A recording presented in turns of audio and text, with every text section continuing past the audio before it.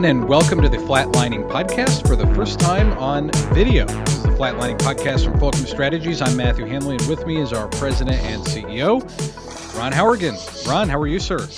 I'm doing well, and I am expecting that once everybody sees this, they will request we go back to non-video. I've been told I have a face for radio, but no, I'm excited to do the podcast and to break into this new territory, so to speak. I am too. I think it'll add a little bit more dynamism to the program. I know that's something we talked about with some of our guests, which, speaking with, before I go too far, I do want to let everyone know that next week we'll be publishing our interview with Lou Tharp. He is the co-founder of the Global Healthy Living Foundation, a non-profit organization advocating for patients that live with chronic diseases. So you want to pay attention to that interview. It was very good, very educational. I enjoyed it, Ron, and I'm sure you did. I'm sure you did too. That'll be coming out next Wednesday, right here on the FLATLINING Podcast.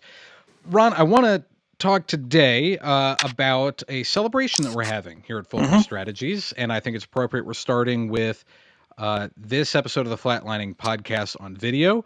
This is the 20th anniversary of Fulcrum Strategies, and you've done this for a while now, getting out of the payer sphere and going out on your own. So I want to look back over the last 20 years of what you've seen in healthcare and, what things are going to be like going forward. So let's start 20 years ago. What spurred you to get out of the payer world and go into business for yourself, working for doctors? Yeah, so really it was two things. One was I found myself frustrated with working for somebody else, having a situation where people above you, corporations, et cetera, made decisions that I didn't think were the right thing to do, but you just had to sort of suck it up and do it. And so I had a very good friend of mine who I would complain to often about, gosh, corporate told me I have to do this and management said I'd do that. It's such a bad thing to do. And finally one day he said, look, either stop complaining or start your own business. He says, you're not going to be happy unless you're the one sort of calling the shots. So either do it or stop complaining. And I sort of took that to heart. The other thing was really a deep-seated growing concern for what the payers were doing to the independent practice of medicine. And not to jump too high on a soapbox, but there's plenty wrong with our healthcare system. There's plenty of things to find about whether it's medical debt or the uninsured or the cost or anything. But sometimes I think we forget some of the incredible things we have here in healthcare delivery. We have quality that's second to none. Period, end of story. We have innovation that leads the world in new technologies, new drugs, new therapies, et cetera. And we know to a large degree that your doctor is working for you and what's in your best interest. That's that independent practice of medicine. So I was concerned about what payers are doing to it. And so I sort of combined the two and said, well, heck, I might as well start my own company so I can be my own boss and then yell at myself for bad decisions and try to help out by helping physicians. So that's what drove me 20 years ago to start this whole thing. We've been at this a while. You've been at this a while. We have some of our employees who've now been here, I guess, 12, 13, 15 years. I know Dustin's been here quite a long time. Yeah. You started, obviously, I think in North Carolina, because I think that's where you were at the time. We now have clients in coast to coast. I've got clients out in Washington State all the way over to Philadelphia. How many states have we hit so far with Fulcrum? We have worked in over 30 states, I think 32 states. I think we're active in like 19 or 20 states right now. But I keep wanting to get that client in Hawaii so I can expense a business trip out there every now and then. But yeah, we've worked in most of the states across the country and in almost every specialty. Yeah. What's been one of the most challenging things, what was one of the most challenging things getting out of the payer world and into the consulting world, working on behalf of the payer, or excuse me, on behalf of the providers? Just getting started. I'd worked for large corporations my whole life, and you take for granted things like somebody who's going to do accounting, somebody's going to run payroll, you've got to get benefits, all the things that small businesses have to do. That was sort of the most challenging thing. Finding clients, really wasn't as the biggest challenge. I mean, negotiating with the payers to a large degree wasn't the biggest challenge. It was sort of starting a business, and I had no experience in that. Let's take a look at what has changed in the healthcare world since you got out of the payer world. Because a lot has changed over the last 20 years. Hmm. And there are some things that I think we thought, might have shut us down, depending on how Yeah. the No Surprises Act goes. We've talked about before, if Bernie Sanders were elected and we got Medicare for all, that would be it for us here at Yeah. Fulcrum Strategies. Um, what are what would you say the top three things are that you've had to face coming from regulators, coming from payers, as you've gone through this journey with Fulcrum Strategies? Yeah, I think the top three things, starting with the Affordable Care Act. The Affordable Care Act, it was enacted, I think, in 2010. We started in 2004. So we were established, but there was a lot of unknowns on what that was going to be. And I remember in the beginning of it, there was going to be a public option. What would it be? A government insurance company. That didn't happen. But just trying to address what was going to happen with the Affordable Care Act, that was probably the first thing. We had at one point, payers tried to get rid of our company by blackballing us. Cigna still does it. Hmm. They choose not to talk to us because they don't like the fact that doctors are getting professional representation. United did it for a year and then backed away from it. It didn't work well for them. So, the backlash from the payers trying to get us put us out of business, that was a challenge. And then the third thing was most recently the No Surprises Act. Trying to navigate, a law that for the first time in this country, we have a whole profession, mainly hospital-based physicians, where an external entity will tell you how much you can sell your service for or your product for. We don't have that anywhere else, and so that was new. And navigating that and helping our clients navigate something that's really revolutionary in a free market economy like ours. Those are probably the three biggest things that have changed. Well, let's talk about two, though. We'll save No Surprises Act for last because I think that's Mhm. our favorite one right now. And Yeah. surprisingly, I'm not sure we've talked it to death yet. But let's go back to, I guess it was 2014 or 2013 when it was being discussed, 2014 when it was enacted for the Affordable Care Act. Yeah. Overall, do you think that ended up being a net good or a net bad for providers and then also for patients? I think it's a perspective thing. There are definitely patient populations where it was a huge benefit. I mean, I've told this story before. I have a personal friend of ours who didn't have insurance, young mother, working in an environment where she wasn't offered insurance, and had a very difficult diagnosis that was going to be very expensive. She ended up coming out of it okay. Everything's great, but she was able to buy insurance relatively inexpensively on the exchanges, not have to worry about pre-existing condition exclusion, and get care. So if you take her or the millions of other people who are covered under the Affordable Care Act, it's a huge positive. For a lot of physicians, it's been a positive because it reduced the number of people that they would see without insurance or who could come to it increased the number of people that Sure. come to see them. Now, it didn't lower the cost of healthcare. It did add to the federal deficit. And so, long run, is it going to be a net positive for the country? It definitely is for people getting care, and it reduced the uninsured. Yet to be seen on what it does long term to the economy. So it's a mixed Sure. bag. It's all perspective. Let's do the same sort of thing with the No Surprises Act. I think we can start with the patients first because that's the easy one. Yeah. That now patients don't get surprise bills when they go to a in-network hospital and see an out-of-network provider. I think Right. everyone can agree that's a net good. The question comes down to how the providers are getting paid for those services. And I know Yeah. we've seen from experience that many times the payers are not playing by the rules, and even at this point, the federal government's not playing by the rules. Right.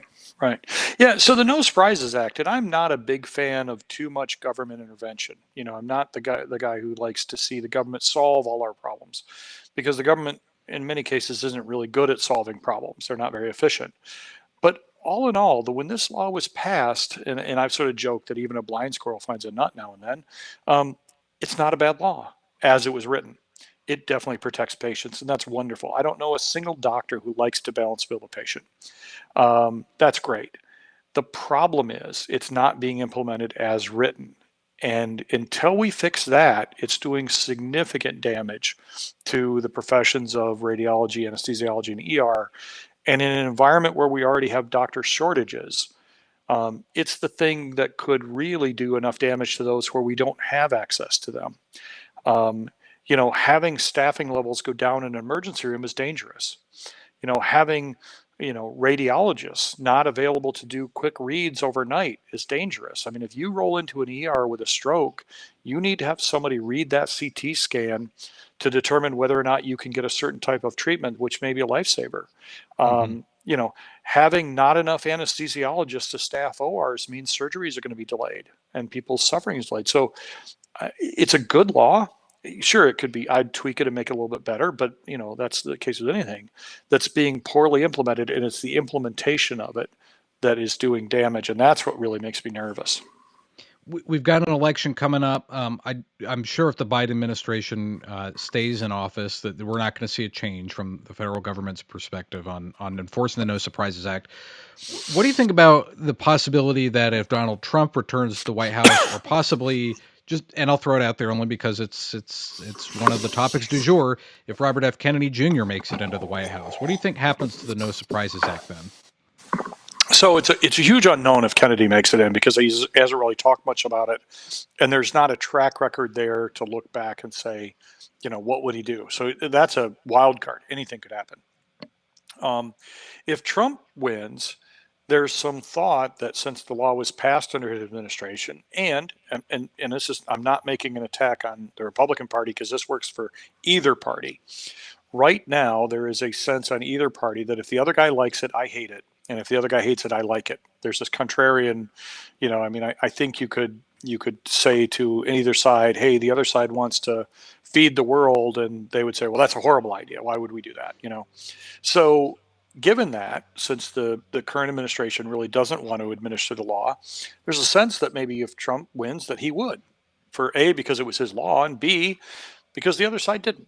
And that could help dramatically. Now, it's not going to happen overnight.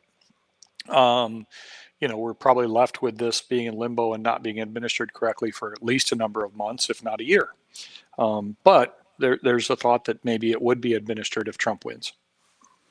I know you had mentioned to one of my clients not too long ago that there was talk about another lawsuit for the No Surprises Act, another Texas Medical Association lawsuit, and it sounded like Judge Kernodle had said, wait until it goes through the appellate court. Where are we at right now with that law? Yeah, so, some of the concern is, we got our win, and the other side's ignoring it. The government's ignoring it. Now, if that were you or I, and we ignored a judge's ruling, we would find ourselves in rent-free resident of the state, in a small room, and that we didn't like. The problem with this is, even though theoretically and technically Judge Kernodle could say that Secretary Becerra is in contempt of court and order his arrest and incarceration, that's not going to happen. That's not a very, so what do we do? Now, there's a potential for another lawsuit. I think Judge Kernodle would like to see the appellate court side on his behalf and uphold it. And we think they will before he goes forward with it. But I'm not sure what that lawsuit could do. I mean, you can't make them double enforce it. I mean, we've already won the lawsuit. I'm really interested to see if eventually somebody sues the payers. Somebody views this as an open door to say, well, look, CMS has already said that the payers are responsible for doing this correctly. And even though CMS isn't going to punish them or penalize them if they don't, it doesn't mean that they're not following this law. It doesn't do damage to ER doctors or anesthesiologists. So let's do a private course of action. And I would love to see that. I think that may be the best way to get the payers to comply is, sure. Like they say, hit them in the wallets and their hearts and minds soon follow. Well, and we're seeing that with the denial issues that we've talked about, that you were interviewed in a ProPublica article not too long ago with an issue with, that one was Cigna. That was their use of PXDX. Right. We know United Healthcare is being sued over some AI use right now, and we talked before about Adelaide. They're being sued as well. Adelaide, excuse me. Yeah. Outside of that, what do you think is going to help change the system right now? Are there any other lawsuits that you're following, any other potential lawsuits that you're hearing about that might, really push this in the right direction? At a macro level from the healthcare perspective, I'm really interested in the Department of Justice's investigation of United Healthcare for antitrust. health insurance companies have been legally exempt from antitrust under the McCarran-Ferguson Act. That got watered down a couple years, and this is our first test case.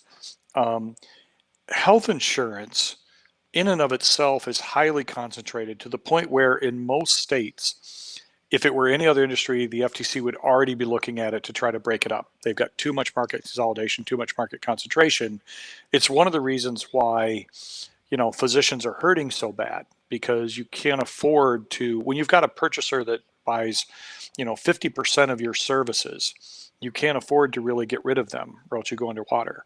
And if instead of having, let's say, 4 big insurance companies, Blue, Cigna, United, Aetna, what if there were 20? And each one of them have very small market share. Well, we get more competition and doctors would be able to negotiate more effectively. So I'm really interested to see what happens with the DOJ and if they're successful in breaking up United. Let me ask you that just as a hypothetical. If take Michigan, for example. Michigan, I know a study by the AMA a couple of years ago showed that something like 90% of all the patients in Michigan are Blue Cross, Blue Shield of Michigan patients, or Blue Care Network, which is the for-profit HMO. If you were to break that up and say you'd have 20 different payers, you'd maybe base it off county or by region. Sure, there might be competition to raise up the provider rates, but do you think that there would also be, on the flip side, it's also going to jack up the premiums for patients as well? Do you think that's a potential downside for something like that? Well, yeah. I mean, what we don't know is what would happen in the market. What would settle. One of the things that people look at for that kind of competition is, would it increase the kind of service that these people provide? It's sort of like when people felt like, well, I can't do anything. My cable company is my only cable company. That's why they provide lousy service. And once you could do streaming and there were other avenues, that changed a bit. Mm-hmm. This idea of we do automatic denials or we don't approve your things or whatever, does that create an environment where employers and individuals could switch easily enough to where it would create a different level of service? Would they compete better on price? Would the carriers get more efficient? One of the big questions is, if there wasn't this much consolidation, in order to sell a lower price compared to some of the others, would a United Healthcare say, you know what, we aren't going to be able to make $23 billion of profit? In the more competitive markets, one of the things that happens is profit margins start to shrink because you're not able to extract exorbitant profits. Because, if your profit margin's 20%, somebody else is willing to do it for 18, somebody else is willing to do it for 16, and you eventually get down to a much more reasonable profit margin. So I tend to think we wouldn't see a huge increase in cost. We would see an increase in service and the kind of care that they provide for their enrollees. Last question's a little bit more big picture. As we're looking forward to the future, I know a lot has changed in the last 20 years. I believe it wasn't even 20 years ago that we had, it was just over 20 years ago, rather, that I think we had the first iPhone introduced. So you can think about how much we've progressed since then technologically. What are you hopeful for, or what are you expecting to see perhaps in the next 20 years of healthcare here in the United States? Yeah, so I'm hopeful that we will. It's a bit like shaking the 8 ball, I know. Yeah. No, I'm hopeful that because of the people that are in healthcare delivery, the people who have committed their lives to being physicians, nurses, hospital administrators, et cetera, that those folks are committed enough to the caring of others that they'll be able to help us solve some of the problems we have. That's what my hope is. There are good people who do this, truly good people. My fear or my expectation, and I was given a speech to the North Carolina Medical Society last Saturday to their board meeting, and somebody asked me a similar question, what's the future look like? And when is it going to get better? And I said, I'm afraid it's got to get worse before it gets better. I'm afraid that something has to break before we get better, because right now, to a large degree, the consumer, the patient, hasn't felt it. They haven't felt some of the pain the doctors are feeling. They haven't, because the doctors have been sort of covering for it, if you will. And it's going to take that. And it's going to take large swaths of physicians saying, I can't take Medicare anymore. I can't take Medicaid anymore. It's going to take shortages to the point where, you're going to show up in an ER and they're going to say, hey, it's a 6-hour wait because we just can't staff this thing. Or we can't do your surgery next week because there's not an anesthesiologist available. Once the consumer starts to feel some of that, then I think it will drive change. I just hope that break is not catastrophic. I hope that it's not things like we see large scale hospitals go under, or the kind of massive reduction in care availability for our seniors and our poor who need it the most. That's what I'm afraid of, is that it's going to get worse, and how bad it'll get before we're able to pull it out. I've got a good friend of mine who's a pilot, and there's a thing in flying, and I'm not a pilot, called compressibility. And it's basically where a plane will go into a nosedive, and if it picks up too much speed, the disruption of the air over the wing creates an environment where it literally can't pull up. It no longer has the capability, no matter how bad the pilot pulls back on the stick. And so you just follow it. I hope we don't get there with healthcare. I hope we don't create enough damage to where we can't pull up. Well, unfortunately, if we get to that point, we'll talk about it here on the Flatlining Yes. Podcast. Ron, thanks for sitting down with me on video today, and Yes. thanks for sitting down for all these episodes in general. We're at episode 88 this week. Wow. So this has been fun over the past few years that we've been doing these. So thanks again, and look forward to talking to you and Lutharp next week. Sounds good. It certainly has. Thank you, sir. And you can check out Ron's books, available now on Amazon. Just scan the QR code on your screen for his first book, Flatlining: How Healthcare Could Kill the U.S. Economy, and his newest book, Clear: Reforming Healthcare to Save the U.S. Economy, is available on Amazon as well. I'm Matthew Handley. Thanks for joining us this week on the Flatlining Podcast here on YouTube and Facebook. You can scan the QR code and subscribe to us and listen wherever you get your podcasts. Have a good week.